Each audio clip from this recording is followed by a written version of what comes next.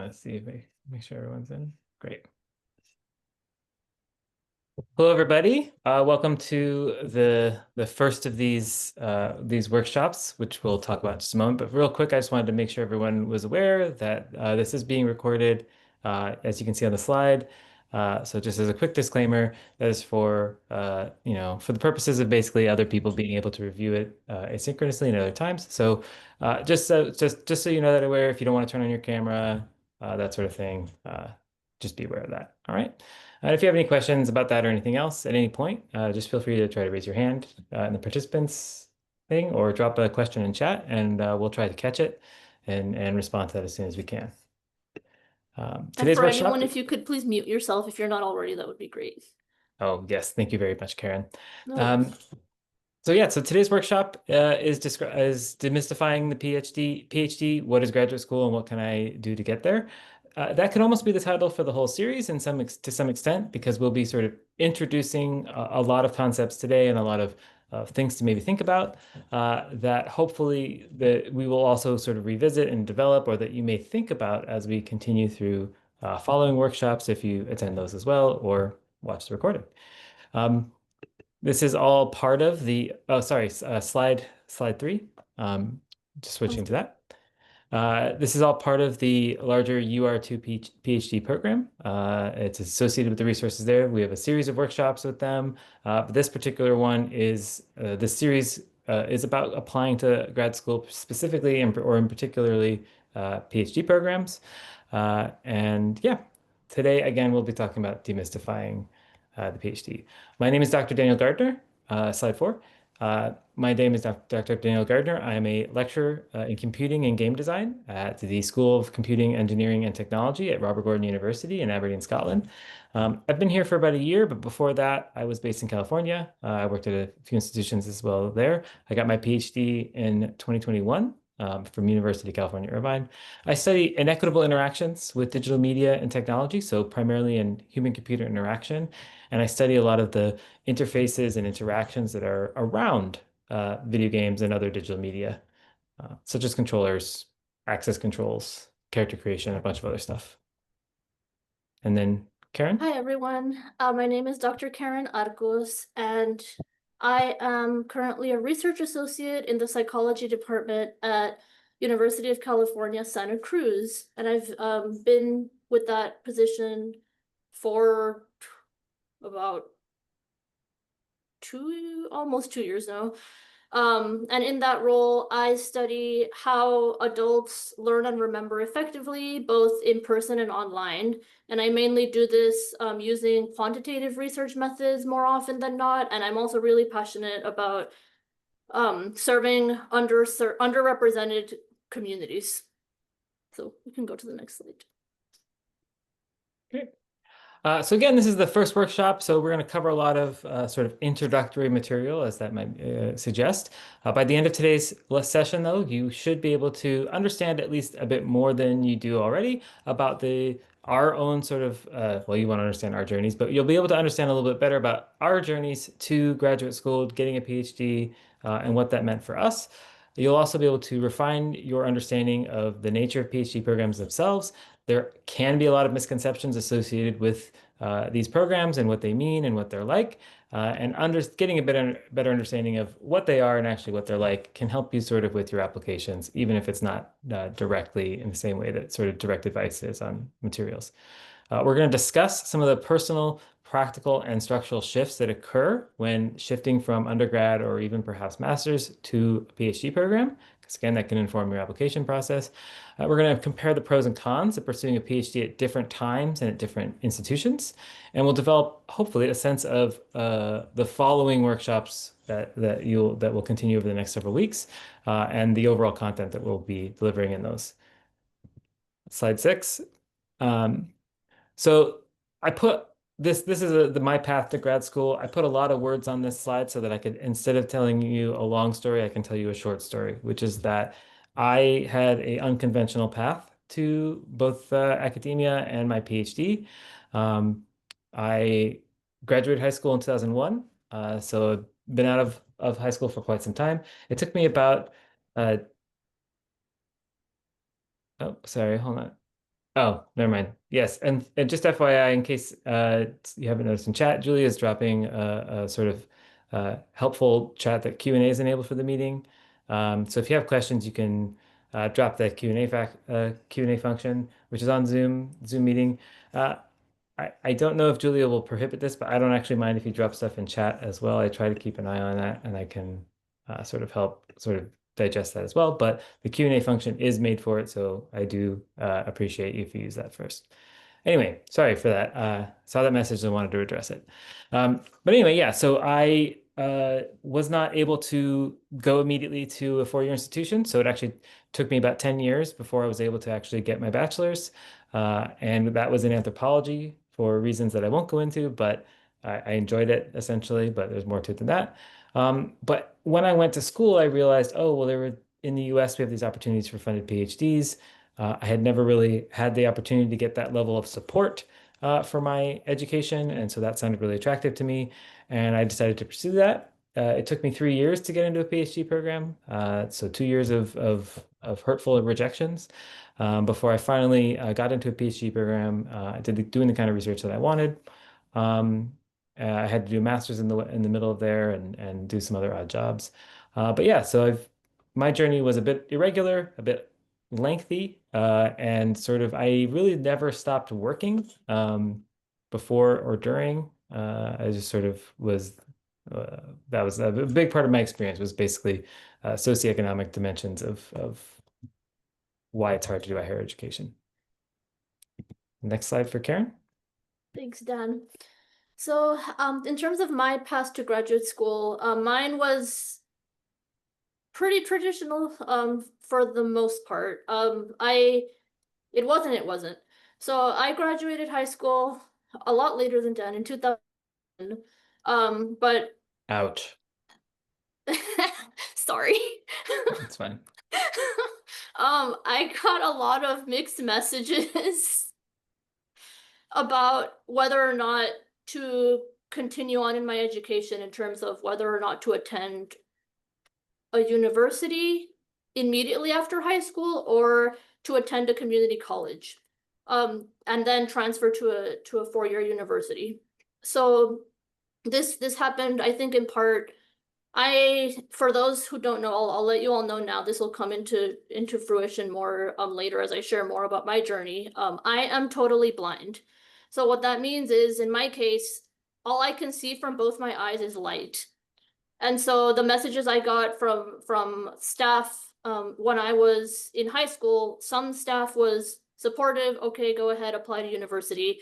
Other staff that they were more leaning toward, well, you can apply or go attend a community college and transfer. So that was just a lot to handle at that time. But in the end, I attended a four-year university, and I attended USC for undergrad. I was a psychology major, and I did so with a lot of support in terms of applying for admissions and applying for scholarships. So I can also definitely speak to the socioeconomic piece of all this. And in addition to that, while I was a psychology major, I got little experience participating in research because of a lot of the experiments in psychology are they're inaccessible to blind people. So in my case, for example, I wasn't able to read forms, to be able to read the consent forms to agree to participate in studies. I wasn't necessarily able to participate on the computer for experiments because the computers in the labs did not have the technology I needed installed in order to be able to access the screen. So I really questioned, is research really a path for me to take? And in the end, I was able to conduct research through programs like McNair Scholars in the later half of my undergrad. And I really had a difficult start in terms of finding faculty who would allow me to pursue research. In the end, fortunately, I did. And I also, through this program, through McNair Scholars, I learned about how to apply to PhD programs, similar to what we're doing with everyone here in future workshops now. So I ended up applying senior year of undergrad, and I earned my PhD in cognitive sciences, as well as a field emphasis in Chicano Latino studies. Throughout the PhD, I researched a lot on memory abilities in adults who are blind and in those who are sighted, many of whom were also ethnic minorities. And I really learned about the ins and outs of research, as well as about the importance of really representing the communities that we come from in our research and doing so in an ethical way. So you can go to slide 8, please. Great. So it's important for us to sort of preface a lot of what we're going to talk about today and in coming, coming sessions with why anyone would do a PhD at all, um, specifically in a computing-related field. And something that sort of grounds a lot of the following slides and sort of a lot of the discussion that we'll have today is that at the end of the day, a PhD is a sort of certification that you can do research at a level that allows you to work in a research-related position. Whether that's in academia or industry, there are plenty of opportunities in both. On topics, in this case, related to computing, either in, sort of the use of that technology or the development of advanced approaches to designing and developing that technology. But at its core, a PhD tends to be research focused. Uh, Not always exclusively, but very often leans that way. They usually tend to be designed that way, either because you want to then continue on to a heavy research focused position or a teaching position that sort of allows you to do research on the side, so to speak. To add sort of context to that sort of general treatment of why get a PhD, we both wanted to sort of share some of the reasons that we decided to get a PhD related to those sort of stories that we already told you. For in my own case, at first, it was genuinely so I could just continue doing school. I had the misunderstanding originally, which we'll talk about a little bit more, that I just thought PhDs were more school, and if I could find someone to pay for me to go do that, that sounded like the best job I would have ever had at that point, and it turned out to be the best job I'd had at that point. So that was my initial motivation, was genuinely just to something slightly better than a cash grab. It was just to get uh, financial support to stay in school and not have to go back to a job I didn't particularly like. Um, but ultimately, especially once I really got into it, it really was because I enjoyed the job of doing research and teaching, especially in the higher education level. There's a lot of just stuff a lot of freedom and flexibility that you have at that level of teaching that you just don't have at lower levels. So I really enjoyed teaching, which I'd done in outdoor education beforehand, and I really sort of came to enjoy the job of research, not just the practice. So yeah, those were ultimately the reasons I decided to do a PhD. And in my Karen? case, Okay. thanks, Dan. In my case, I'd say when I was younger, I had heard of a PhD growing up, since I was little. I knew someone, she was a clinical psychologist, so she earned her PhD, and I thought, wow, like what she does in her field is super, motivating. I'm still in touch with her today. Like she was a person who really motivated me to even pursue psychology. So that was my initial reason. And as I pursued the PhD, I realized I really enjoyed learning about how people learn. And I really enjoyed analyzing information, which are two things that the PhD field that I chose to do allowed me to explore more. In addition to that, I also really enjoyed researching in order to be able to answer new questions. And that's something that we'll go into as well. The fact that we're answering questions that we haven't had answers to before. We're producing the knowledge. So I enjoyed being able to answer new questions about how we could improve our learning with and without technology is another area that I found super interesting. So we can move to the next slide. Great. All right, so let's start to talk about some more sort of practical questions. What is graduate school specifically in the context of a PhD program? Slide 10. And we're going to actually start that off, rather than answering that question directly, with an activity. So what we're going to do in just a moment is we are going to sort you into breakout groups for about 3 minutes. And the reason you have 3 minutes, you're going to be in a breakout group with one other person, so there'll be two total people in the breakout group. The count, I think, worked the last time I counted, so I don't know exactly how many people are in here. But if if we end up with an odd number, we'll adapt, but don't worry about it. You'll be in a breakout group with within one other person. Please quickly introduce yourselves. That's what the first minute is for. You get about, try to keep an eye on the clock, but we'll also send messages. Give yourselves each about 30 seconds or less to introduce yourselves, say hi, and then please answer one of the following questions in um, oh, I don't know why it says in a few seconds. It shouldn't say that. Just please answer one of these questions. Well, you have about a minute each to answer a question. Now you can choose which of those questions that you answer. The first one being, what do you hope to gain from a PhD, whether that's personally or professionally? Those may overlap. What do you expect to make or develop or create or ask about for a PhD? Could be materially, personally. Thank you, Julia. Uh, I was going to send those out in a minute, but I appreciate thank you for the help. So yeah, like what is it that you hope to produce as part of a PhD?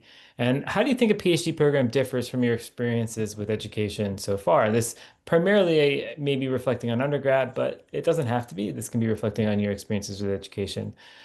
Before we break it out, are there any? Oh, and then yeah, you'll repeat. The next person will answer it.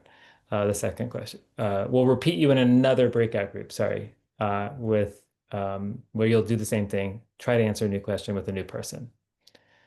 What questions do you have before we distribute people?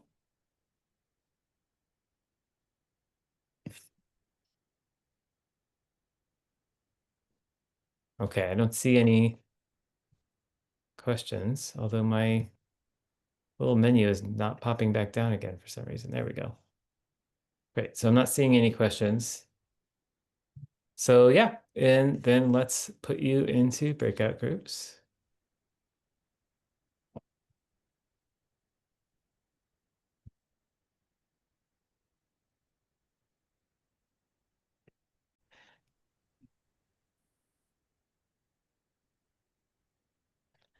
All right, welcome back, everybody. We're going to go ahead and actually skip the second one. I'm sorry.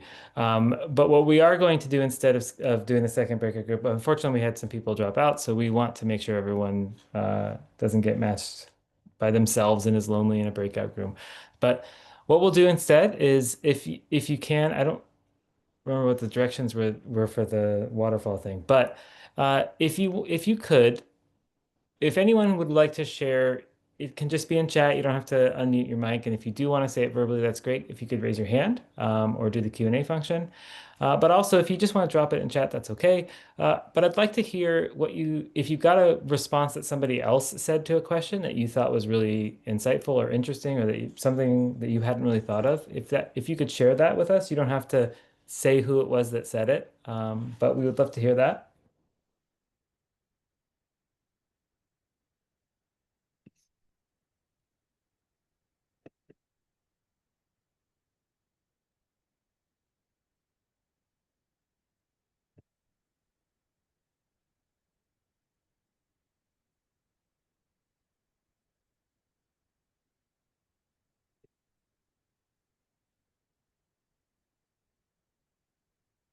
If anyone thought their own answer was particularly interesting, I would also love to hear that. Or if you want to use this opportunity to answer a question you didn't answer, I'd also love to hear that. If you could, somebody wanted to share or drop, again, you can just drop it in chat. If you don't want to speak up, that's totally okay.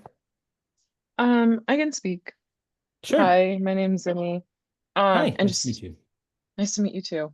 And we're answering, sorry, my camera's off. Questions, there's questions on the screen. It's like what we hope to gain from a PhD and stuff like that. Yeah, any of the questions or an answer that you heard in the breakout group that you thought was really good. Either one. Okay. Yeah, I just joined, so I wasn't in a breakout room, but I Oh, did have okay. a Well, chance to welcome. speak. Thank you. Um, I had a chance to meet with my advisor earlier today. It's like a professor at Tufts, and talking about how like what I hope to gain from a PhD is just the ability to have very concentrated time to focus on like a personal like an interest in academic focus and stuff like that. Just talking about how I have so many books I want to read and articles I want to read, and so being able to do that in like a very like structured way. Yeah, no, that's a really great thing you'll definitely whether you think of it as getting to or having to, you will read a lot in a PhD. That is, but if you select the project, tactically and based on your interests, you will read a lot of things that you think are cool. Um, and in many ways, that could be one way to describe, what. Um, what the sort of in an oversimplified and ignoring lots of nuance and details about doing a PhD, the core sort of activity is reading a lot of stuff uh, that you hopefully think is cool, talking about a lot of stuff that you think is cool, and researching that cool stuff as well, and learning more about it in ways that nobody else knows about it. So yeah, thank you very much, Emily. Right, it was Emily, right? I heard that right. It was Zimmy, like Oh, Zimmy, Zimmy. Timmy with a Z. Yeah, Ah, I'm so sorry. I definitely it's heard that wrong. okay. Well, thank you very much. I also see that Chima has dropped in chat too. More practical knowledge compared to undergraduate education, greater concentration to specific area of field to echo. So yeah, no, so that's great. Yeah, practical knowledge is a really big one, and that's one we're actually going to talk about on a coming slide in some meaningful, very meaningful ways. So that's a really great insight you have as well in terms of like yeah, gaining that sort of what can I do to contribute to that field in a very sort of practical way. Great. Does anyone else want to share something either verbally or in chat? Oh, Natalia again also will. Yeah. Just having time to really focus on research as opposed to undergrad where you're balancing classes, jobs, etc. Well, you are still going to be balancing stuff, and that's something we're going to talk Mhm. about in a few minutes as well. We got a slide for that. Uh, and being set up for a future career. Yes. Yeah, absolutely. I mean, I think that this conversation and that response in particular is a good segue to our next set of slides. So I'm going to do that in just a moment.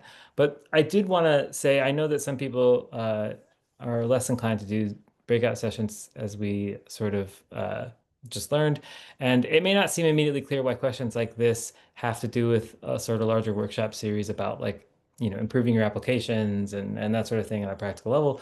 But it's important to really talk about like what a PhD actually is, what a PhD program actually is, and what they're like, because really knowing more about the sort of nature of the thing and the experiences that you may have in those programs lets you speak to that knowledge very sort of directly in your application materials. For me personally, as I said, well, Zimmy, you got in early or later, so you maybe didn't see the slide. But for those of you who are here, right, my journey was very, very long. I didn't meet a person with a PhD until I was in my master's program.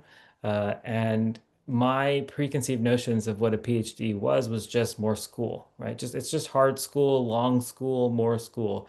And what I think we're going to transition to now into this discussion of like future career, for example, is that really a PhD is a shift into a more professional version of school, essentially. So slide 11 is where I'm going to go next. Um, yeah, so PhD programs, at least in the context of the US, because they actually can be very different in other places. But in the context, they often, you know, to, oh, sorry, man, I gotta remember the name already. Natalia's comment, right? They prepare you to work in a research-focused position, whether that's academic or industry or higher education. They prepare you to work in higher education, and they do tend to follow something like an apprenticeship model. Rather than you as a student coming in and learning within a larger class, there is still some class time and things like that, but it's really sort of probably more accurate to describe it as an apprenticeship model. Oh, I just noticed another comment. As someone enjoyed the theoretical portions of my degree way more than the practical applications, I want an environment tailored for that room to grow and that curiosity mind through a graduate program. Yeah, that's great. So we had some comments about like, oh, I'm going to increase my practical understanding, but also theoretical understanding. You get both. And depending on the program you go to and depending on your particular research interests, you can really sort of balance more towards one or the other. I've known people who did really highly theoretical PhDs, and I know people who did very sort of more theory light but very sort of practical PhDs. You can't, you have to have a little bit of both, but how you focus it, there is an opportunity for both of those, depending on the program and your project. And just Um, to quickly add, Please. Dan, I was just gonna say, to the two comments about practicality versus theory, not only do you get both, but you can also use the research that you learn or the information that you create as part of your PhD to either continue building on the theory that you're learning about, or you can apply it. So you can, again, apply it more to the practical side of using it in everyday society, which we'll go into as well. Yeah, I mean, I think if you talk to people about PhDs or if you get your PhD, it's hard to have a pure theory PhD because what does somebody do with it, right? If it's purely theoretical, um, it's it it sort of becomes too abstract for it to be too practical. So there's usually, yeah, that's why you really want to try to balance it. Um, but yeah, so the PhD programs in the US, I like to compare them to more of like a work study. So for those of you who may have done work study in your undergrad, the average PhD program in the US is actually structured much the same way. Um, Contrary to popular narratives, you're not usually actually paid to do your PhD, which is often how it's presented. It's how it was presented to me when I first heard about it. It's actually more accurate to say that tuition and fees for your PhD are essentially those are paid as part of compensation for other forms of labor. But instead of working in the, uh, some kind of food hall or the library or a computer lab or whatever it is that you might have done as a work study, instead you're helping to TA classes and or you're maybe working on somebody else's research because they have a grant and you're a research assistant. And there are other formats, and that's, but the norm, the sort of average is that, yeah, you're essentially working, part-time to learn the skills that you are then also expected to sort of learn and refine in the classwork and also in your thesis. So it can be helpful to sort of think in that framing as you again build your application materials. They function more like, just to reiterate, they kind of function like on-the-job training, or even more like a vocational school, like if you were going to become a mechanic or something like that.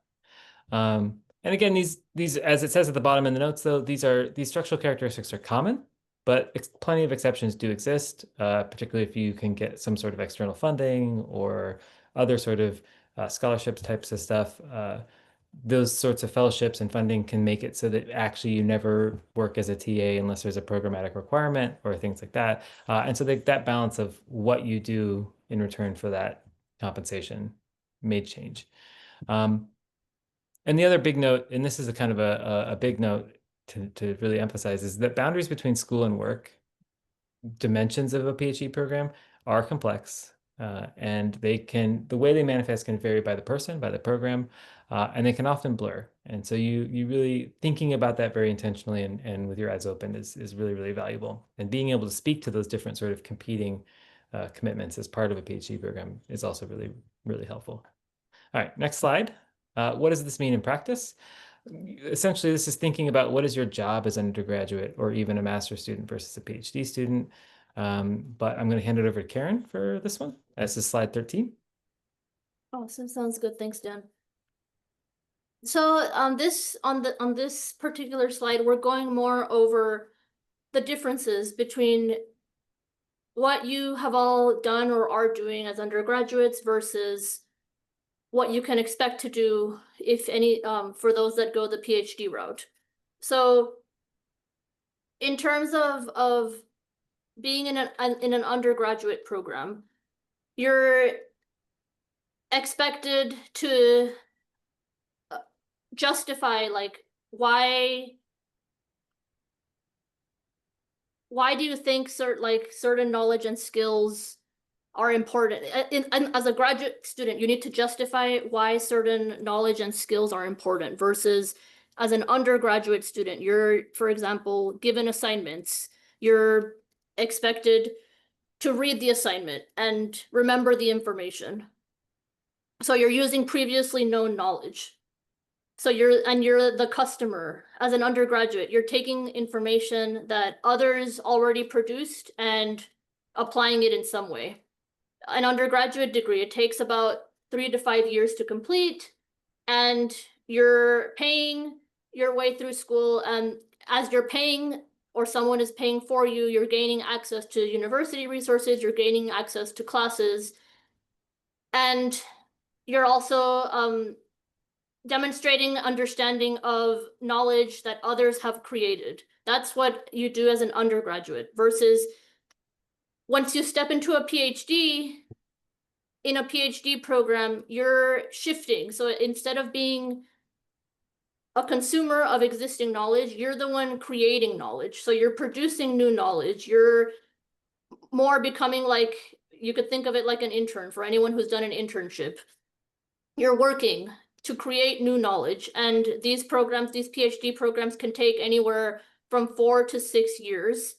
And yes, payment is involved, but you're receiving tuition or fee remission. So what that means is you're earning money to be able to access university resources, and you're earning a stipend to be able to live where, depending on where you're choosing to live, in return for supporting professors in their classes, in return for supporting faculty or other graduate students with their research. And you're also being asked, as I was saying before, as a PhD student, you're needing to justify, why are you studying a certain thing? So to give a more personal example, in my case, when I was a graduate student, I first started out by I was earning a cognitive neuroscience PhD. That's all I focused on, cognitive neuroscience all the way through until about my 4th year in, and this is typically not done. So this is where I became non-traditional as well. I found out that another department at my university was, they offered an emphasis in Chicano Latino studies. And this was a field emphasis. This is not another PhD. But in order to earn that emphasis, I really needed to show my committee members, my faculty advisors, and other staff, other faculty who worked with me, I needed to explain to them, you're studying the brain, you're studying learning, you're studying how we understand information and take in information. Why is studying an ethnic group like Latinos or Chicanos informative to your research? I needed to really explain to them, well, how many times are underrepresented people represented in cognitive science research? So I really needed to take the time to justify why earning the emphasis in Chicano Latino studies would enhance what I was already doing in cognitive sciences. And as a more general example, as an undergraduate, you're more expected to read assigned readings, read about methods, versus as a PhD student, you're the one that needs to choose, as you're learning, what method do I want to focus on? What readings will be relevant to the research that I would like to do? And you need to be able to justify why you're doing what you're doing. So those are just a couple of big picture differences between one program, an undergraduate program, versus a PhD program. Real quick before we move on, I got a private message. I won't say who asked just because it was a private message, so I won't do it. But it was a good question about the difference between a research master's and a PhD. And for an undergraduate, is there any reason to take a research master's instead of a PhD if you have the option between the two? And the answer to that, it's a good question. And the answer is really complicated because it sort of depends on the master's program. But one thing to know is that, you know, in general, the first 2 years of most PhD programs in the US is a research master's, essentially. And so what I would say is if you have the option between the two, masters are less likely to be funded. PhD programs are more likely to be funded.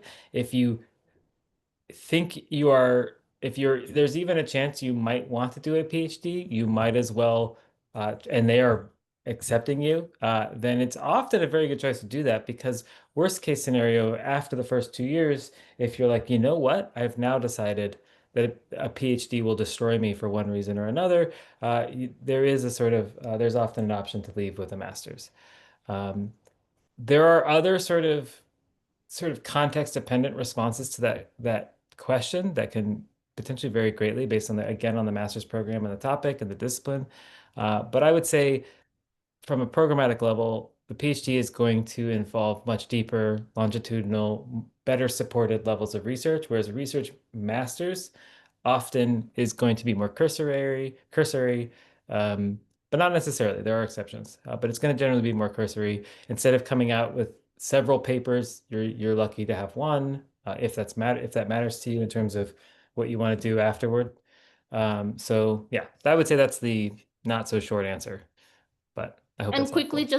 just to quickly add something, I would say, oftentimes if you choose to do a master's first and then you decide to do a PhD later, you very well might have already earned a master's in the same classes that you would have had to take as a PhD. So Yeah. you might be repeating yourself and retaking the same types of classes if you stick to the same field, if you do the master's first and then apply for a PhD. Yeah, that is often true. All right, so I'm gonna move on because we are running tight on time. I'm gonna go through this slide relatively quickly. Um, thankfully these are recorded and the slide, you can pause on the slides to sort of see some of these comparisons, but really sort of a day-to-day comparison very quickly is as an undergrad and many MA programs, your sort of day-to-day responsibilities are attending classes and completing the assignments that are developed and sort of defined and prioritized based on other people's requirements and needs. And you may have the opportunity to participate in research activities, but it's rarely guaranteed. Whereas in PhD programs, right, you may likely attend classes to the answer that we just said about master's programs, but only for the first couple of years usually. After that, they sort of taper off and you're sort of just left to do your own research. And even when you're in those classes, you are sort of expected to tailor the assignments and how you sort of respond to them to the priorities of your research so that they are serving you in very meaningful, practical ways. And you're not just going to class to go to class, you're going to class to sort of build the resources you need to do the research you want to do. Um, and then, yeah, so the rest of it is basically just learning to lead rather than just receive knowledge. And so your job and responsibilities change in that regard. All right. Oh, actually, real fast before I go to the next one, I do want to sort of make a quick comment about the students are responsible to an advisor supervisor and for completing programmatic specific requirements. Advisors are often simultaneously compared to bosses, but also parents and even sometimes partners and a range of other sort of positions of intimate authority. They become a very central figure to any experience in a PhD in a way that undergrad advisors and even master's advisors rarely do. So it's also an important relationship to be aware of as you move into a PhD program. All right. Karen, for slide 15, quickly, I Okay. guess. So on 15, you said? Yeah, slide 15 is, well, Okay. how about, So yeah. this slide is we're just transitioning more into talking about when and where to get a PhD. Yeah. And for this activity also, Karen, sorry, we probably aren't going to do breakout rooms. We'll just I do don't the think so. version. Yeah, we don't have Yeah. time. Nope. So we're just going to do what we did before, if that's okay. Go ahead, slide 16. So, okay. Just to clarify, then we're on the slide that says considering which program and when?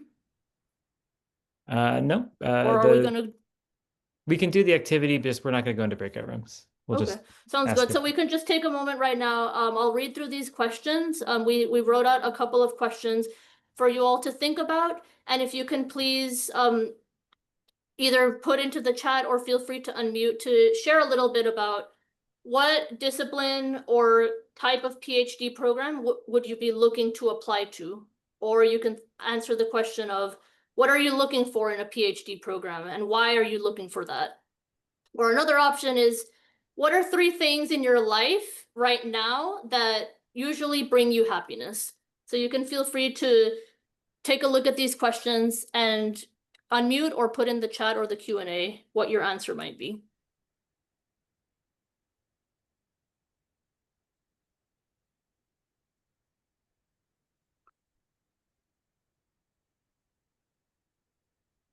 So I see that, can you tell me how to pronounce your name? Wafe, like water, and then Uh, say. Okay, Wase. Yeah, so Wase put in the chat that you're looking to get into a PhD in bioinformatics field. I don't know anything more specific. It is a big field, but we'll come back to that. And a lot of the field requires deep technical expertise and usually requires research. So building up both of those skills is important to me. Yeah, that's really good. And so if all you care about is building the skills up, yeah, like to the earlier question, a research master's can sometimes get you there. Then this is what I would say. The response to this is start to think about not necessarily, it's not about what you know anything more specific. It's about what do you want to know more specifically is what maybe the next question you want to think about. And I'm sort of segueing into some of the stuff we're going to finish off the workshop with and what you're going to be talking about next week, or we'll be talking about next week. But a PhD isn't about, yeah, it isn't about knowing more about, what's out necessarily about what's out there, although you do need to know some of that. It's about identifying what you want to know is what I'd think about that a little bit more. And then I see Zimuzo, sorry. I'm really interested in interdisciplinary PhD that combines social robotics, society, cognitive neuroscience, AI, philosophy. Oh, just a couple things, right? Um, Yeah. A lot My of thoughts are like fields. spaghetti on the wall. Welcome to the club, my friend. Yeah, I have 3 degrees in 3 different disciplines. I have academic ADHD to the max. There are programs that are out there that exist like that. Absolutely. On my committee, I had an anthropologist, a comparative literature, a philosophy of science person, and a sort of more traditional computer-based person. And I was in a uh, essentially an information computer science school. You can find them. I'm happy to talk more if you want to reach out. My contact information is there, but they are out there, I promise. That's great. And Yeah, and I then agree. I was around a lot of cognitive science professors in my committee, but I also had someone who does more research on she does more history work in Chicano Latinos. So you never know. You can go a lot of different routes and combine a lot of different fields.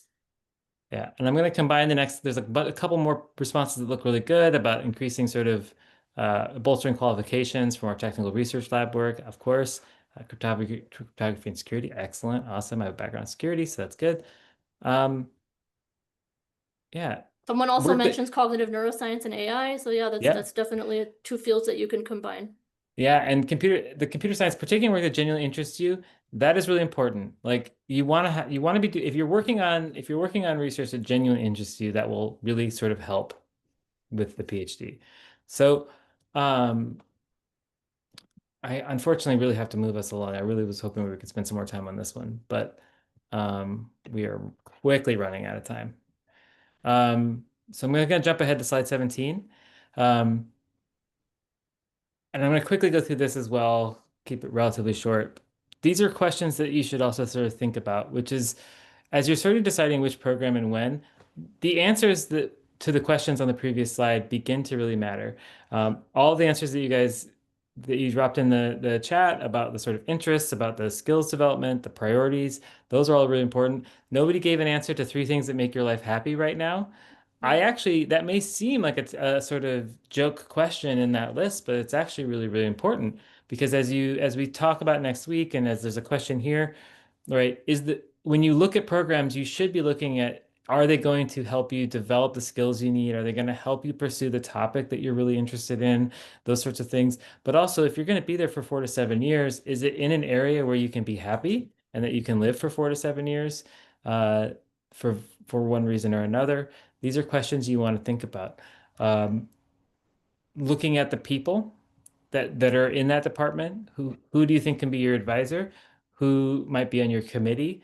These are the people that are going to essentially be your senior coworkers for that same period of time. Uh, have you reached out to them? Do you know somebody who maybe knows them? Approaching it like you might approach a job application to sort of think about how you might have a healthy working relationship within that environment is really becomes increasingly valuable as you get closer to applying and potentially accepting it. Um, and if you've had a non-traditional past leveraging work past work experience, things like that. Um, all right. So, and that is all to say basically that the most important part of choosing, but also getting accepted into a PhD program is fit. Not how objectively amazing you or your proposed research are, because the application involves proposing the research that you're going to do, but how amazing that program, the potential advisors, and you fit together to produce that research. And that notion of fit will come back later in later workshops as well. Sorry, I moved ahead to slide 19, Karen. I'm sorry. Oh, no worries.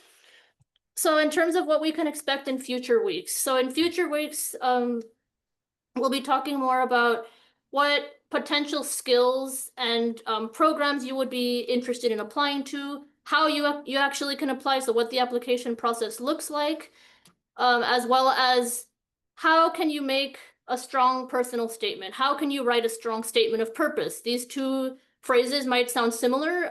Sometimes they are similar in terms of what they ask you. Other times they're not, depending on the application. And for next week, I moved to slide 20, Dan. So for next week, if you can all please come to the workshop with a list of 5 schools or 5 programs that you're interested in considering to apply to, that would be super helpful.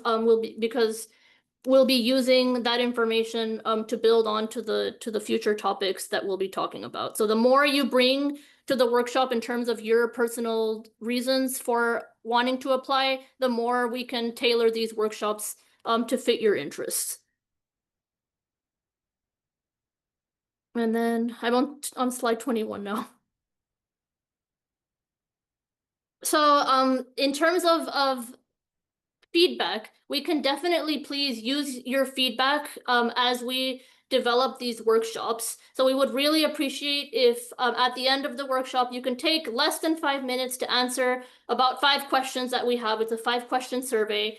And you can either wait for the survey to appear automatically after the Zoom session is over, or we also have a QR code or a link to the survey on the slide. And again, the more feedback you give us, the more we can tailor these workshops to you all. And then in terms of slide 22, we would definitely love to stay connected with you all, both during the workshops and after the fact. So please consider following us on social media. And we have several different links here to Instagram. The Computing Research Association is on Instagram, as well as Facebook and LinkedIn, that you can feel free to follow us on.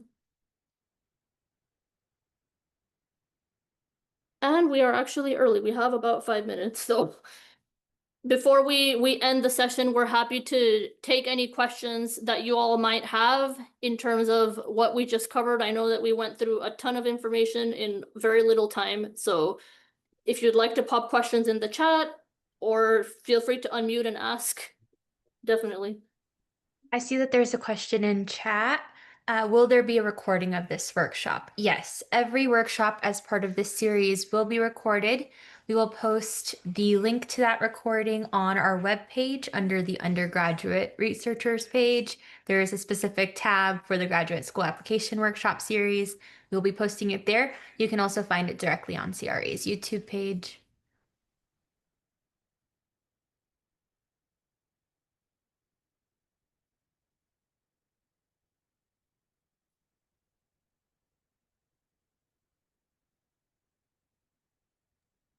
Unless folks have other questions, we're happy to give you back some time. Thank you all for joining us today and for your active participation. And we hope to see you all next week. And please let others know about the workshop as well. Yeah, I didn't realize I was muted just now. I somehow apparently accidentally did it. I was basically saying what Julie said, which is, yeah, I rushed us a little bit towards the end to make sure there was at least a couple minutes left for open questions.